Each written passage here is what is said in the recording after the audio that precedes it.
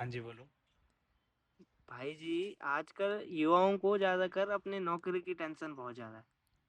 तो हम अपनी कुंडली से कैसे पता करें कि हमारी क्या नौकरी लगेगी या फिर हम क्या करेंगे आगे।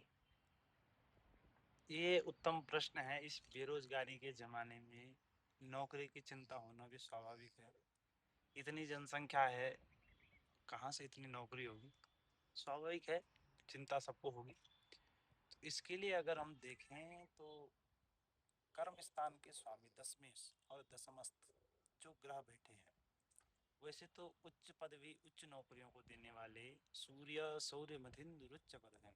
जो सूर्य है वो क्या है? उच्च सरकारी प्रशासनिक पद देने वाले हैं।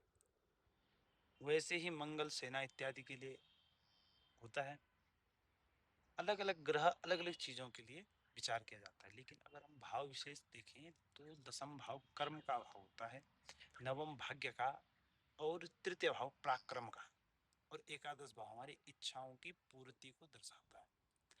अगर दसम भाव मजबूत है, भाग्य भाव भी मजबूत है, तो ऐसे व्यक्ति का तो कहीं ना कहीं होना चाहिए, उसको अच्छी नौकरी मिलती है। और सरकारी नौकरियों में देखें तो सूर्य चंद्र मंगल आदि ग्रह जो हैं, यह सरकारी नौकरी अलग अलग विभागों में देते हैं।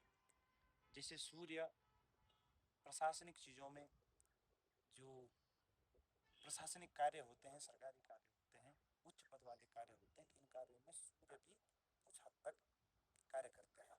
मंगल सेना से संबंधित जो सेना का कार्य होता है, इन चीज़ों का कार्य होता है, यह भी हमें मंगल इत्यादि से हमें पता चलता है। चंद्रमा से अगर हम देखें तो जैसे नेवी इत्यादि समुद्री जो नौकरियां होती हैं, इन नौकरियों में भी हम जा सकते हैं। वैसे ही हर ग्रह का अलग अलग व्यापार है, अलग अलग नौकरी है। तो आप अपने दशमेश, नवम और द्वादश भाव के तृतीय भाव के स्वामी को देख करके विचार करें। और शुक्र की स्थिति को अगर हम देखें तो शुक्र क्या है? स्त्री प्रधान ग्रह भी है। और व्यापार में देखें तो शुक्र सफेद चीजों का व्यापार, हीरे रत्न इत्यादियों का व्यापार, और स्त्रियों से संबंधित चीजों का व्यापार, इत्रों का व्यापार, है ना, और फैशन से संबंधित व्यापार, कई सारी चीजें हैं। इन सब चीजों का विचार करके हम उस चीज का चयन करते हैं, किसका?